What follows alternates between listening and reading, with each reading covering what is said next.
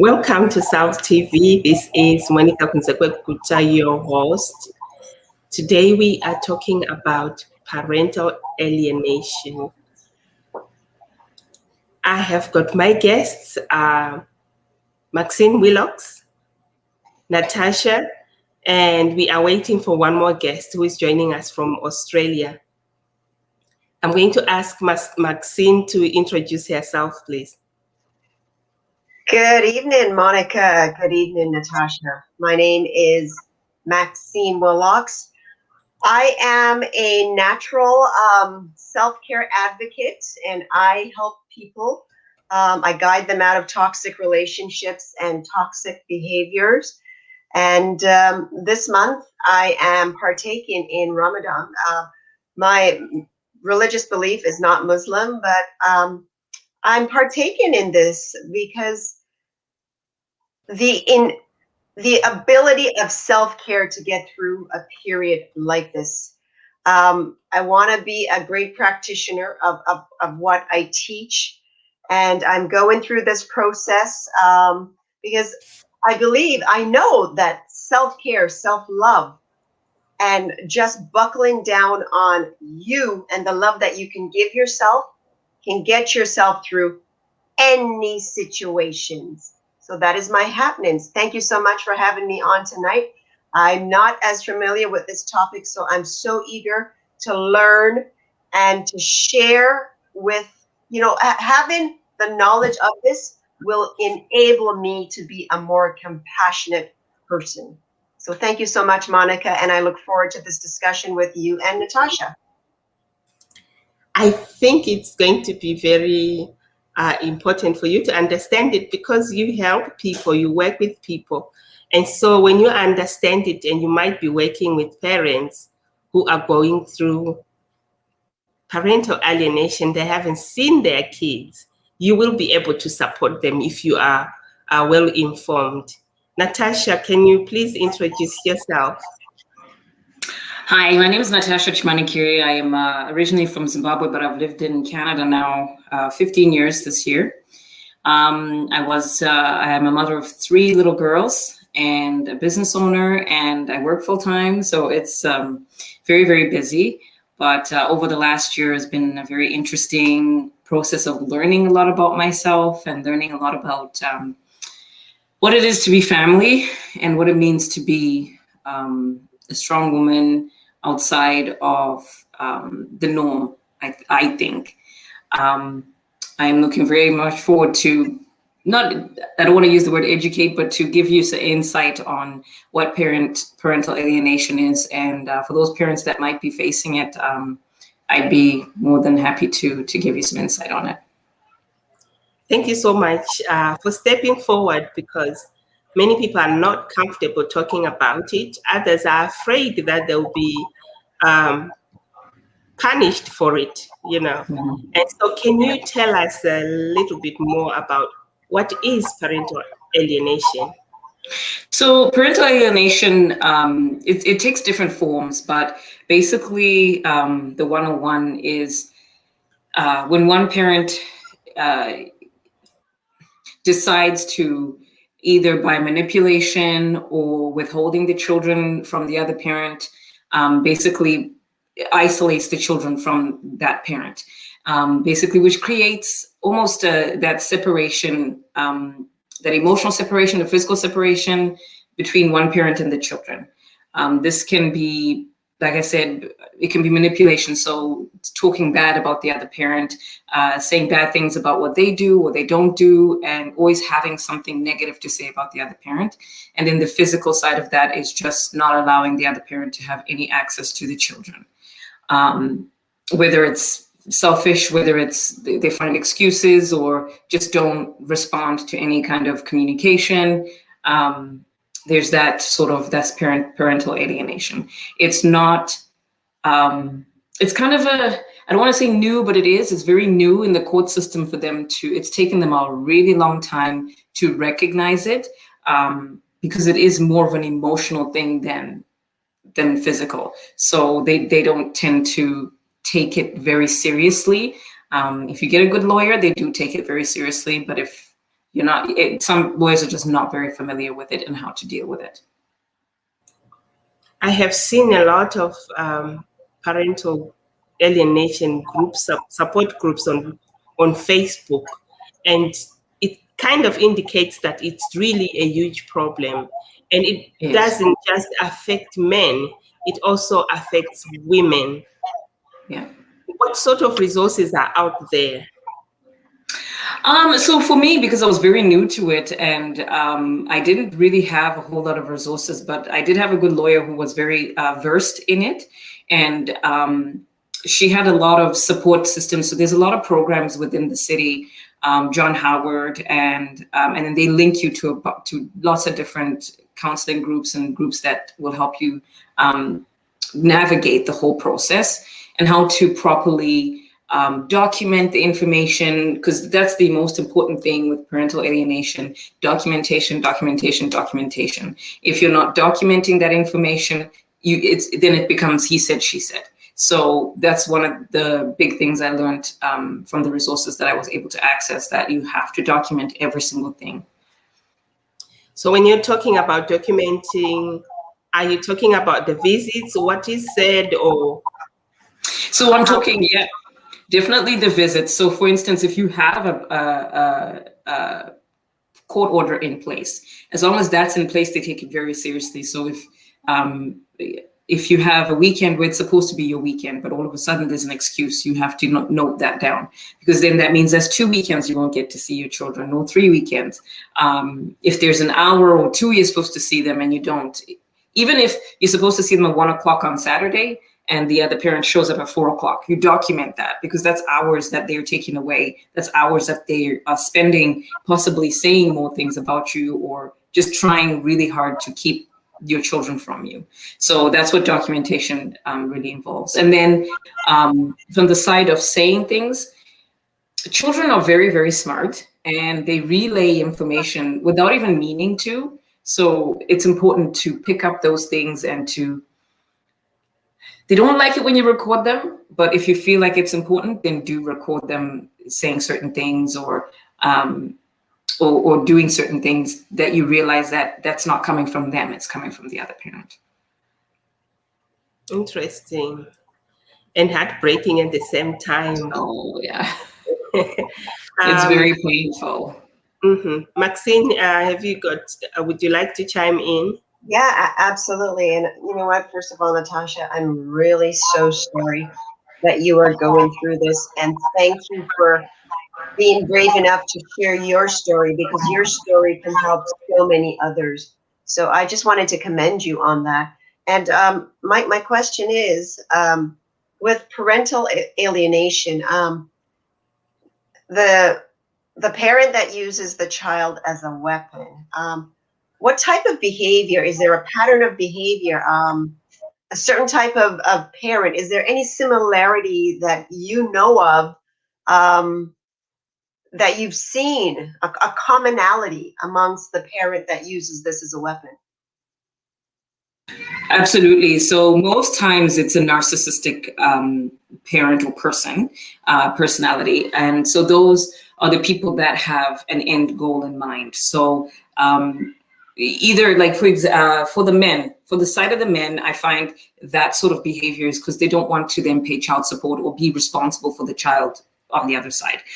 When women do it, it's because they want more child support. They want to control how much, because based on how many, if you have the child 60% or 7% or 80%, you get so much, right? So I think it's a very narcissistic type of person who does this. There's also a bitter person, but I think that also kind of plays into that. So a lot of it is about control, and that sort of comes with being a narcissist. So that's what I have seen in the past year in other women that I've talked to who've experienced that parental alienation. And some women actually lose their children altogether, and that's not where you want to be. Wow, thank you for sharing, Monica. Just to recap, Natasha was stating that you know, when the parent who uses the child as a weapon, a commonality in behavior is a narcissistic parent. And you know, you and I have had several discussions about this pattern of behavior. And you know, I can't imagine what are some of the behaviors that we see in the children now. And children are so intuitive. I mean, we all are Yes. when it comes to behavior. Like, what are some of the things that are happening to these poor kids? So I think in the end, and this is something that my lawyer said was, you know, we have to fight this parental alienation thing right from the get-go, because what happens in the end is that they take on that other person's behavior, and then because that's what they know, that's what they get taught, that's what they see, and they are in such a formative time of their lives, and they ground themselves with whatever is the most familiar. So what happens is they end up being a narcissist themselves, because that's what they're being taught, and then they end up the relationship between yourself and that child, or the isolated parent and that child, is very strained, and for years and years, because how do you now go back and explain that this is what was happening when somebody's now 16 years in and dealing with this and seeing this from the other parent? So we're seeing a lot of destroyed relationships, a lot, and taking many, many years to repair them, if they're repaired at all. So we're seeing a lot of anxious children, a lot of depressed children, a lot of angry children, who grow into the same individuals.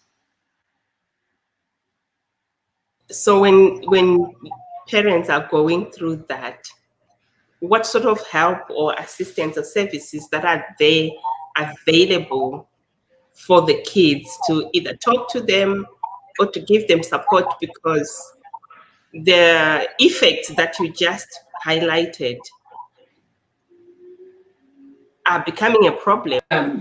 The resources are there. Like, there's a lot of resources for child counseling. Like, the schools offer that stuff a lot, and you call the school, you ask them for a school counselor, they'll give you, and the children gets to talk to them. But the issue with that is, like I said, there's a lot of resources. There's a lot of people you can reach out to who will help your children, but it has to be a joint effort. That's where the block comes. So if, for example, I want to put my child in therapy, the other parent has to agree. Both parents have to consent. So if the other parent, this is not what they want their child to not have any connection to you, or learn that what's happening is not a good situation, then you lose that battle and you lose that child.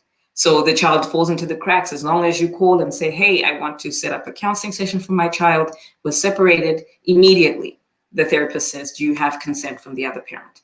And if there's no consent, their hands are tied and you can't do anything. So the resources are out there, but both parents have to be willing.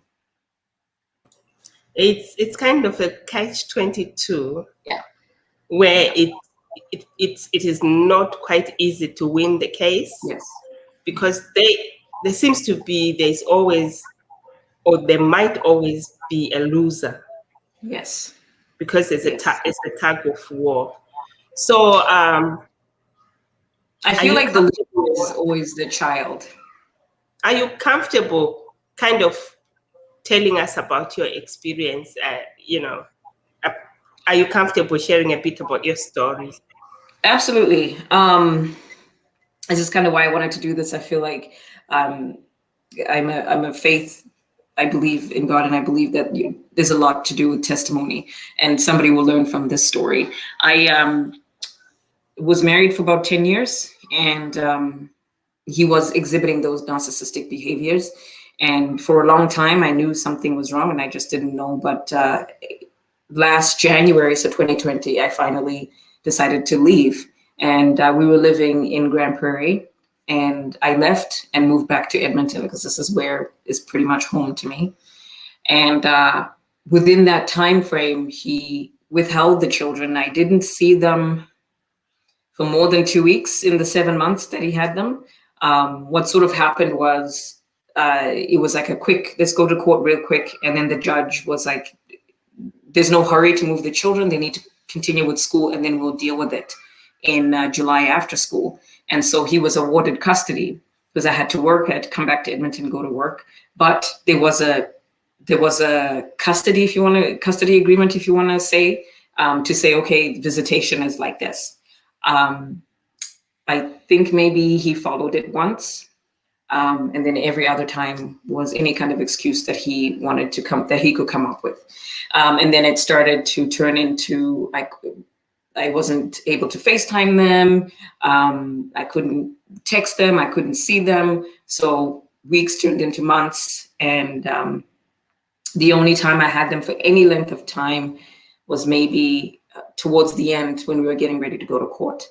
I would travel up to Grand Prairie. I might get to see them for the night, 24 hours here, 24 hours there. But it was always very controlled. It was always very on his time, when he thinks it's a good idea or when he thinks it's okay, even though we had a court order in place. So this is why this was good. I had to record everything. It was painful and very painful. But that was the advice my lawyer gave me, was like, I understand this hurts, but you have to record it. Keep recording everything, because this will play a big part in presenting the parental alienation piece.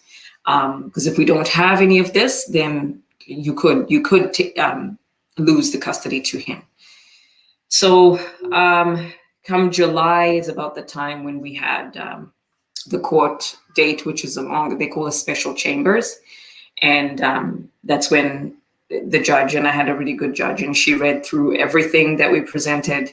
And she's the one that came to the conclusion that the children were being alienated. And my lawyer actually said after, she's like, they never catch that, ever. They always just assume things were happening, and they just kind of go with the flow and do what they know best and rule according to what they think is best. But they never, ever quite pick up on the parental alienation. So I was very grateful for that, because that was a big win. That was a big win for us. So thank God I did get custody of my children, and I have them at least 80% of the time. So that was a very big win. And I'm forever grateful, because I couldn't imagine what kind of life my children would be going through right now, just fighting and not having access to me, or I not having access to them. And I know for a fact that if he had gotten custody, I probably honestly would not be seeing them at this point. Wow. Natasha, thank you so much for sharing so openly. A question that came to my mind, when you got back visitation and connection with the children, what did you notice about their behavior, and how long did it take to kind of, for them to trust you again? Honestly, this is the first month since I got them in late July that I've started to notice that they are starting to trust me. They are starting to get excited to see me. They are excited when they're with him, they are looking for me. They're calling me. We are talking. This is literally maybe the last couple of weeks I've noticed that they've finally gotten over that hump. So it's been quite a few months, and it's been a journey, especially with my oldest, because she was my only for about 5.5 years. It was just her and I before her sisters came along. So for her, that was extremely difficult. And she, like you said, was very mistrustful of me then, which makes sense, because she didn't understand what was going on. And because he was telling them a lot that I abandoned them. So they had a lot of stuff that they were taking in and not getting a response from me or any kind of validation from me, because I couldn't communicate with them. So it's taken a long time, but finally there's some hint of peace coming. So that is frightening. That is just so frightening. And for yourself, have you healed, or it's still a process?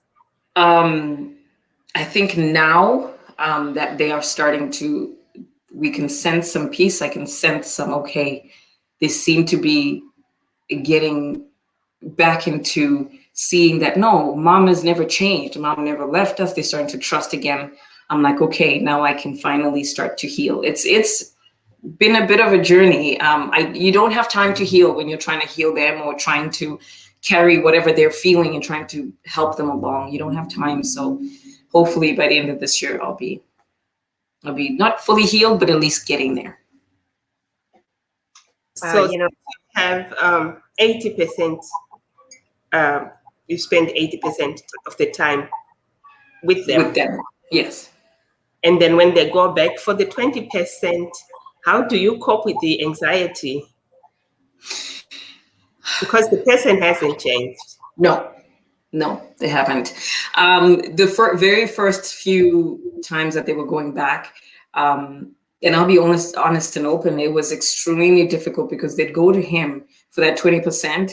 And then when they were coming back to me, they had no interest. No interest. It was a scream. It was a fight. It was crying. And it was, I don't want to be here. I want to go with daddy. And so every time they went back to him, my anxiety was through the roof. I was depressed. And I mean, it's only a couple days, but it was really, really hard not knowing when they come back what their behavior is going to be, what they're going to be feeling.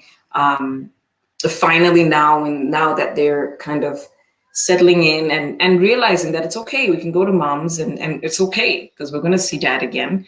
I'm starting to feel a little bit at ease with it, but like you said, the person hasn't changed. So it's been a bit of a battle.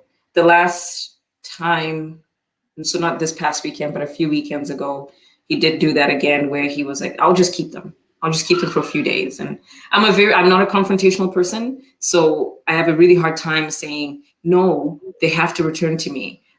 This is my time with them. So he'll keep them 3-4 days. And then in the end, I've got very little time left. So I'm still working on that, trying to be stronger, trying to be more assertive with him. Because I realize that it's very important for the children, for consistency, and also so that he doesn't have enough time to keep unraveling what I'm trying to build. Wow. You know, Natasha, I really have to commend you, because listening to you, that I've realized that all your desires, you've really had to put them aside to have a foundation of some kind of normality for when your children are in your presence. So, and please, if you need to have a glass of water, because you're answering question after question. What would you say to those parents out there like you that are hurting, but they still have to understand that you have to protect that child and the environment when they are in your space? Can you speak to that, please? Yes, absolutely. So it definitely is something that I have had to learn. So definitely not talking about the other parent at all. Like, do not bring the other parent up. It doesn't matter what they say. And their children are going to say a lot. Like I said, they just say stuff. They don't know what it all means. They all kind of piecing stuff together, right? So in as much as you want to be like, well, that doesn't mean that, or why did he say that? Or like, don't even, for me, I had to learn, don't question, don't ask, don't further the conversation. Just let them say whatever they're saying, and you cry in the bathroom and then move on. You have to make your space where they find peace, where they can sit and just do whatever they're doing without hearing about the other parent, without hearing about what kind of situation they're in. You have to make it so that they know that at mom's house, we just talk about whatever, we just dance, we eat food, we go outside, we meet other people. And it's not about constantly reminding them that they're in this difficult situation, but that despite what's going on outside, in here, we're going to find peace. And we're going to carry on, and I'm still mom. I didn't change. And that's the other thing, is not to compete with the other parent. You do what you were doing. If you were disciplining, if it was time to go to bed, it's time to go to bed. We're not going to bed at 10 o'clock because you feel bad for them, because you feel like they won't like you because of dads, they go to bed at 10 o'clock. No, this is what you do. You keep that structure, and structure is very important for kids, and they will eventually thank us, I think, for the structure, but you've got to keep structure, consistency. And in the end, they start to see that even within the confines of that structure, there's peace. You're displaying so much wisdom, Natasha, and I think, I don't know whether you've considered even like writing a guide to help people in your community, because really there are women and men who are struggling with this, but they don't know that just applying things like simple structures And the biggest one is avoiding saying anything about the other parent. Yeah. And so the kids will soon realize that, you know what, hang on a minute, mom or dad is always saying bad things about the other. And when we are at mom's house, she doesn't say anything bad about dad. Yeah. They will soon realize that, and they will soon make up their mind and realize which one of them has got bad influence or has Yes. been trying to be, trying to manipulate them. Kids these days are so smart. And They so are. they will pick up on that. And soon enough, they'll be saying, you know what, there's bad energy, there's bad vibes. I don't want to go there. Yeah. But whilst they're still able to go, I'm pleased that you're able to keep a safe space for them to Yeah. flourish and to enjoy the peace, because it's quite traumatic for the children. They Yes. hear things, they see stuff. My parents divorced when I was 3, and it's so confusing, because for most part the children think that I used to think that I had done something bad for them not to be together. And nobody explains to the children that it has got nothing to do with you. It is the disagreement that they had, whatever it was, but it totally didn't have anything to do with you. And Yeah. I only got to know that when I was grown up. But for the most part, I kept thinking I must be a bad child. Why Yeah. wouldn't they stay together? And for me, it was worse because I wasn't staying with either of them. I was staying with my aunts and my uncles, and I kept thinking, oh my goodness, they don't even want to be with me. What did I do?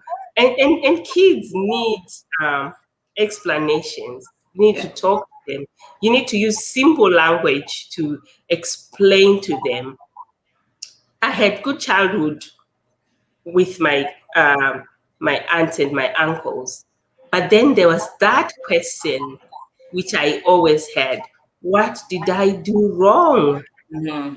Because Mm-hmm. all the other kids who were playing around me, they had their parents around, but I didn't have either of them, and I was like, okay. And those days, it was even embarrassing to say my parents are divorced, Yeah. because most parents were together. And so these are sort of the baggages that children carry. Yes. Parents are Yes. not aware that the children are carrying more than enough baggage.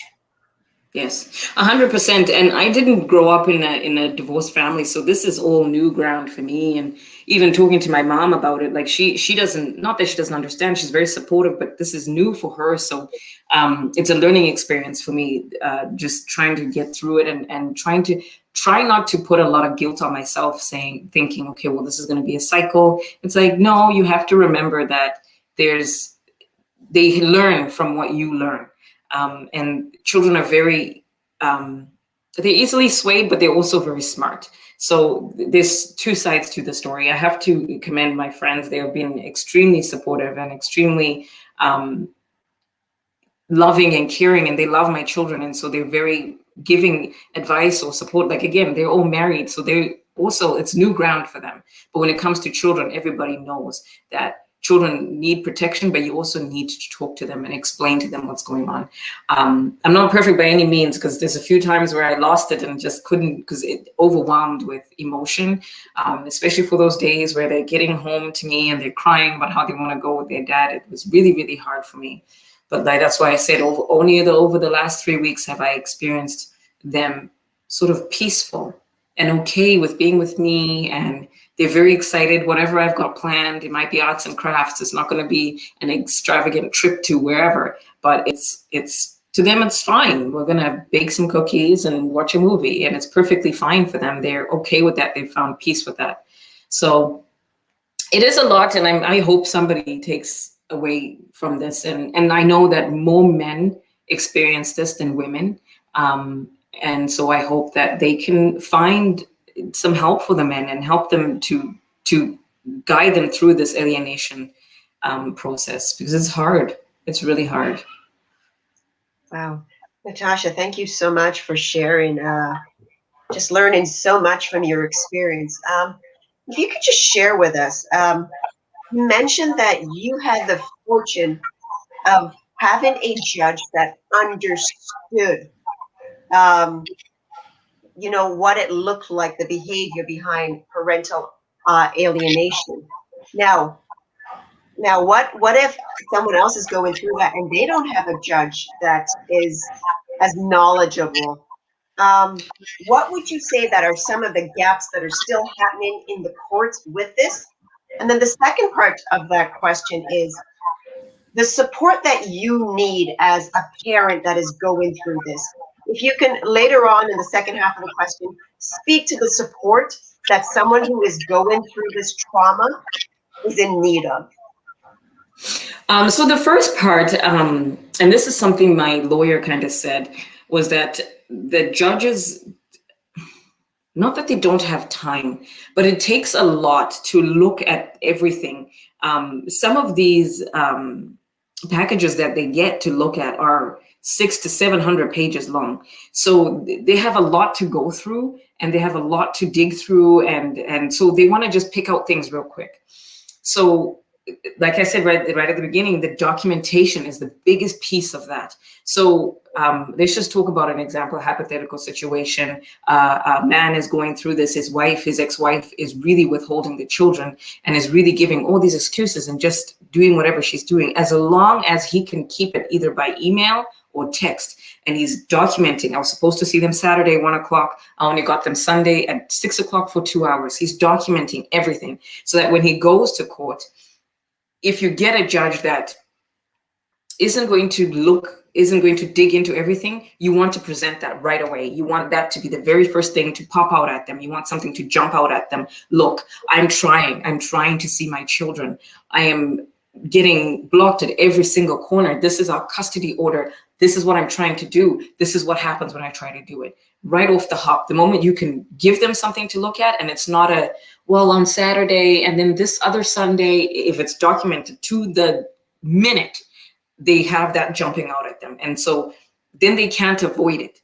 They can't just say, well, maybe they were busy that weekend, or, well, did you message too late, or whatever. You have to be consistent. If you're supposed to see them at 1 o'clock, 10 o'clock that morning, I'm picking up the kids at 1 o'clock.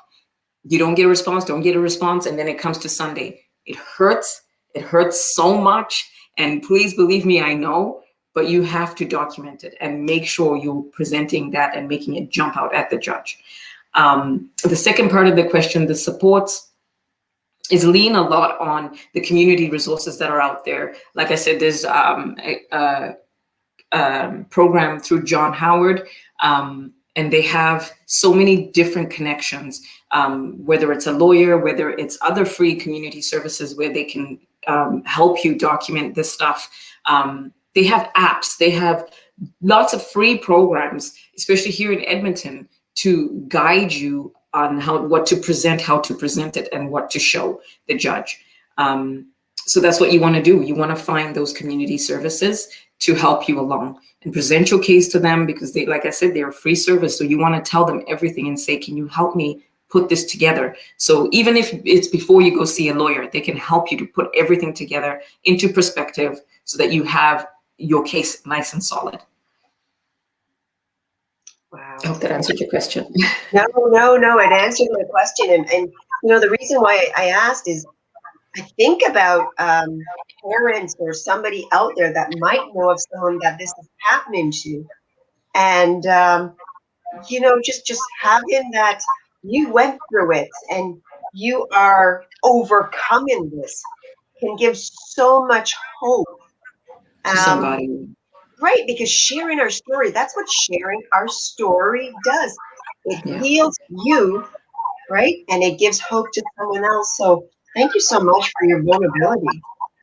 Absolutely. And you want to use your, but you want to be, when you go to therapy, even if you feel like you're not ready for it. Get your therapist to give you some insight on how to manage and cope, and take that with you and give that information to the judge. This is how it's affecting me. This is how it's affecting my life. Just that kind of information, things that you might not think will be helpful, they really are. Every little tiny detail helps. I like that you mentioned that men go through that too, and probably more men are affected. Unfortunately, the men we had invited to come has not managed to because of technical issues. But his story is very interesting, and he devised an app which the children can use to communicate with the other parent. Yes. And also another app where the dads are able to.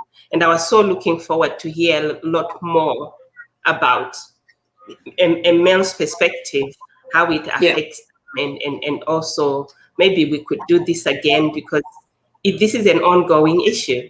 And these I are would love to do it again. need to highlight. We need to talk about them because when a child is affected, it basically means that a life is affected. Yes. The Yes. ripple effect will affect them to adulthood, and so it is important that if there's a parent out there who is listening to this program and they have a tendency of withholding um, children and just trying to punish the other parent just because they have got the children in their custody, they need to think that it's not about them, really. It is about the children. Yes. When somebody really has love for the child, they should not just think about today, they need to think about the child's future. And it is important that they do everything they can.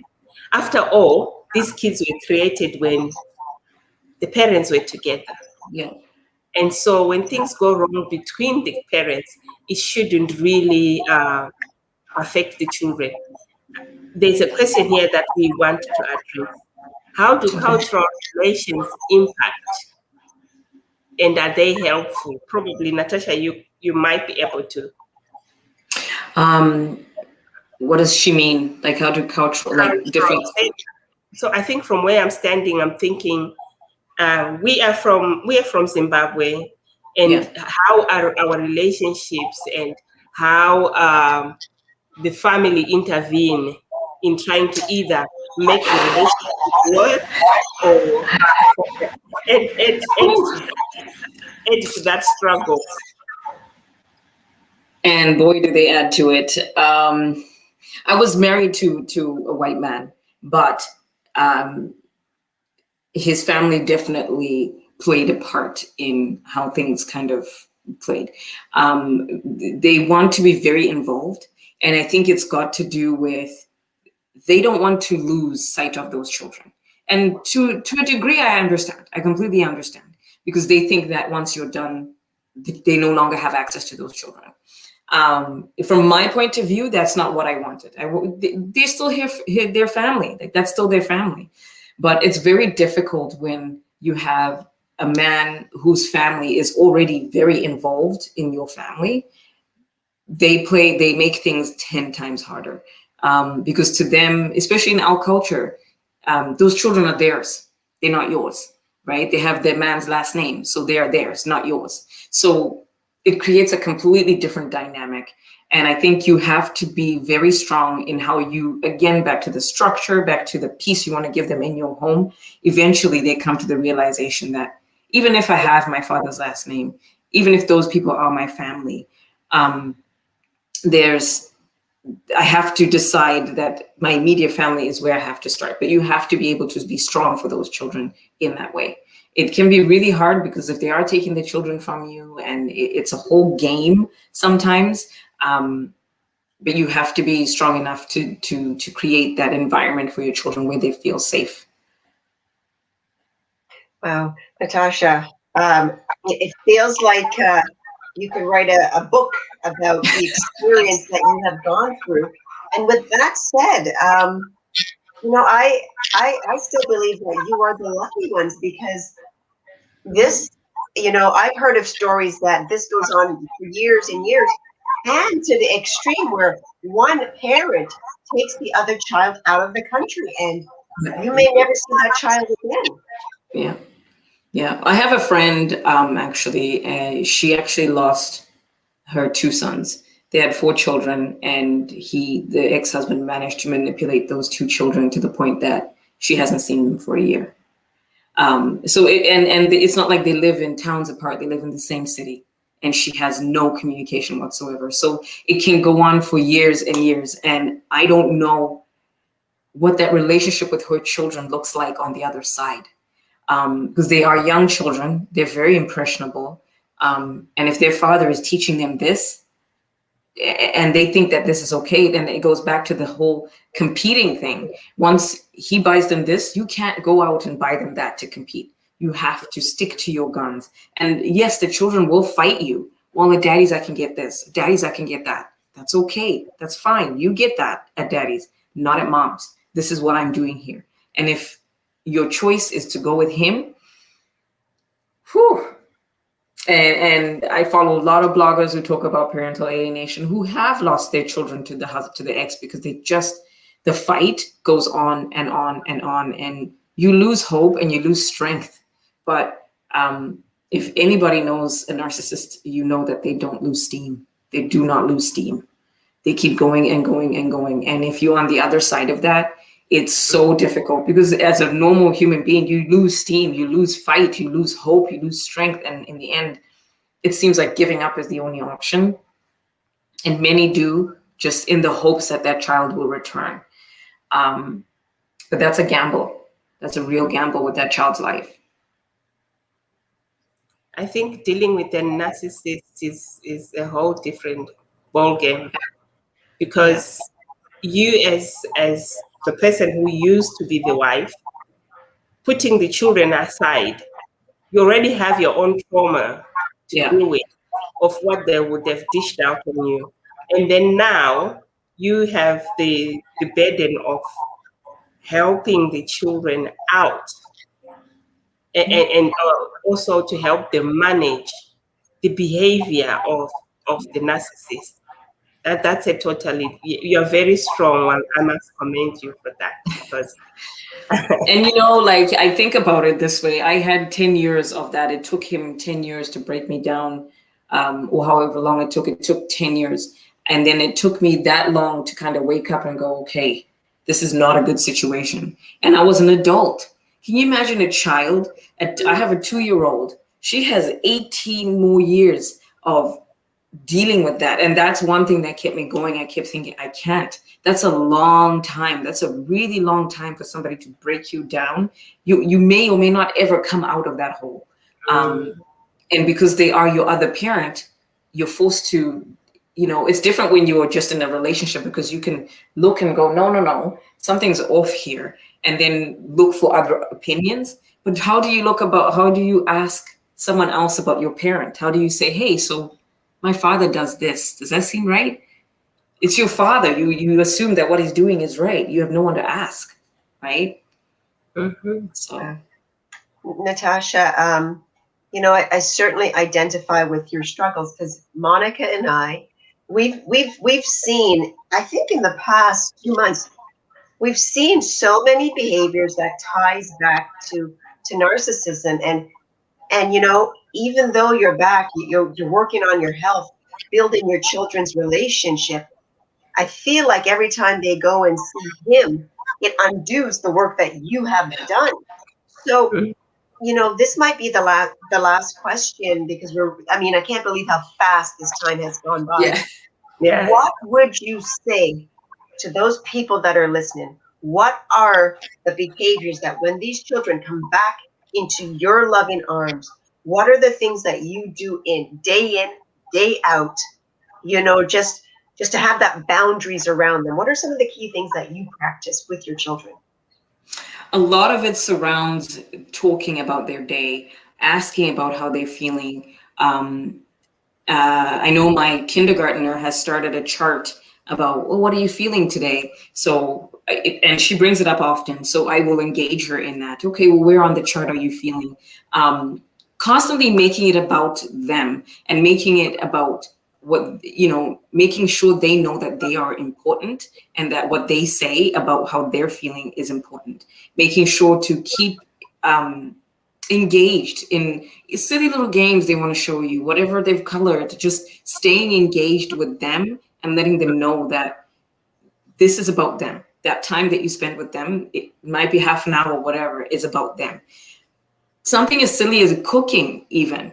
You don't know what the other parent is feeding them, but simple things like making actual meals, sitting down at the table, and allowing them to be kids, you know, whatever mess they're making, whatever's happening, you're sitting there, you're having a meal, you're getting up, you help with chores even, because they need these life skills. They're going to need them. It doesn't stop, right? And if you're coming out of that relationship, whatever you were doing, because you were being a mother, you were being a father, that role remains.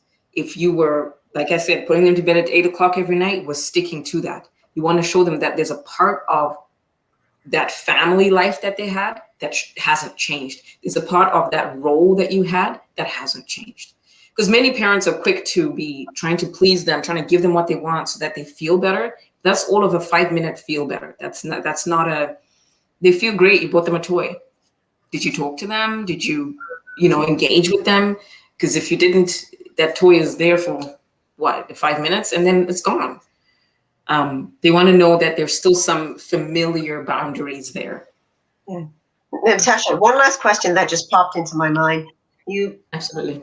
You shared about engaging with your children, but would you say, is it important for the parent as well to maybe show some vulnerability? Like, you know what, mommy said that this is happening, because children can read up on that as well. And I'm wondering if you discuss it with them, if that would create a sense of more understanding rather than, hiding it and letting them guess. What would you say to that? I would say 100% be vulnerable. Vulnerability is so important. They want to know that you're not a robot, that you've got emotions, that things that they say or do or things that happen will hurt you. They want to see you cry. They want to know that you've got emotion. I was bad for it. For the 10 years I was in that relationship, I didn't, honestly, I could count on my hands how many times I cried. I don't remember crying. I remember just powering through things, and I thought, this is the way to do it. You just got to power through. And then I had a friend who said exactly what you said. You have got to show them that you're not a robot, because they have no point of reference how this is making you feel, how this is making you, like, how you're dealing. Let them know that this is affecting you just as much as it is them. It doesn't have to be an in-depth conversation. It can just be sitting there and crying with them while they're upset, and saying, mom feels really bad, and we're all going through this together. You're not on your own. This is not a separate, like, you're dealing with it here and I'm dealing with it here. We're dealing with it together, because it is a breakup for the entire family. So definitely be vulnerable. Open yourself up a little bit. It's definitely important that you show vulnerability, because whilst you're in that relationship, you had to find coping mechanisms. Yeah. And one thing that a narcissist wants you to do is to cry. And so you learn that, I'm not going to make them excited by crying. I'm just going to look at them and not show any emotion, so that you get to confuse them. Yeah. But now that you're on your own, then, all those emotions that you were suppressing need to come out, so that you help your children to have balance and to understand these emotions, because they're certainly not going to get them in the other household. No, they're not. Yeah. Wow. Monica, I just want to commend you, Monica, on doing topics that may not be popular and may not be the buzz, and people are not willing to speak about. These are the topics that are hurting our society, and we need to understand that speaking about it will remove the stigma. So I just wanted to commend you on that, my sister Natasha. Your vulnerability, you sharing this, I hope you understand how empowering this is for you, when you can take that pain out of you and turn it into a purpose and heal other people. I just have to say to you, sister, march on. I'm so proud of you. Try not to cry. Thank you. We give you a virtual hug. Thank you. It's definitely something that I've thought about over the last year, that, look, when you get to the other side, there's somebody who's going to benefit from this story. So you have to get to the other side. You have to. So thank you so much. I'm glad I saw your post and I was like, I definitely like to contribute and just have a conversation about it because it is important. And I would love to do it again and hear from the men and hear what they're facing. Natasha, and I'm sorry to interrupt. I feel like I'm hogging all the space, Monica. Twice a week, I donate my time. On a Thursday, I host a healing circle, but also on a Sunday at 5 p.m. Eastern Standard Time, I'm in Toronto. I host a clubhouse about narcissistic behavior. But here's the other side of that. It's not to come in and talk about the negativity. It's to pull away and build on the healing and what this relationship has done and how it can propel you and heal you. So I would love to connect with you and, again, talk about this, this little area that doesn't get a lot of attention, parental alienation. So again, ladies, thank you so much for wearing your heart and your courage out there so people can see that people are hurting and they need information. They need people to share. Yeah, because not a lot of people, and I would love to be a part of that group you were talking about, especially on the Sundays, because I think narcissism, like we know the behaviors, you understand them, and a lot of it just keeps focusing on the negative. But we do need to focus on the how do I move past the negative now. And I've had to stop following a lot of people because it's like it's just too negative. I want to focus on how do I move on from this behavior now, and not constantly be told that this is narcissistic behavior. I know it. I lived it. I need to move on. But absolutely, I'm more than happy to connect. Monica, you have my information. You can pass it on to Maxine anytime. And I want to thank you for giving me this platform to be able to talk about this. I really hope that somebody who's watching out there can take something away from this. Right. Having a relationship with a narcissist, and I truly believe that everyone has a role and to play in society, and we all come in and we have our different lives to lead. And a narcissist is one of the persons that can really build you as an individual, strengthen the things that you're lacking, create boundaries, show people how you want to be treated.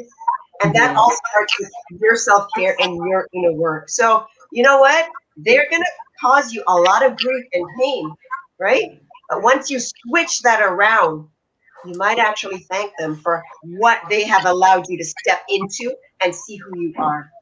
100%. I totally agree, because it's like when you have not been encountered with a narcissist, then you come across them and you live with them and you experience them. Once you manage to switch, you're a different person. You're a different person. You are stronger. You are wiser, and you are no longer kind of gliding through life. You are aware. Yeah. And so they have a way of whipping you into realizing your strength, as well as other attributes that you have that make you a survivor. So I really want to appreciate you, Natasha, for stepping forward and sharing your wisdom, your experiences. And we use this platform to share stories that heal. And definitely this is one of them. We encourage people we're going to share the YouTube link. We encourage people to share and share and share. They might not be able to watch it right now as we do the program, but it's on the platform forever, and they can always go and watch and learn. And we do need to talk about these issues. They're not popular, but these are issues that affect life.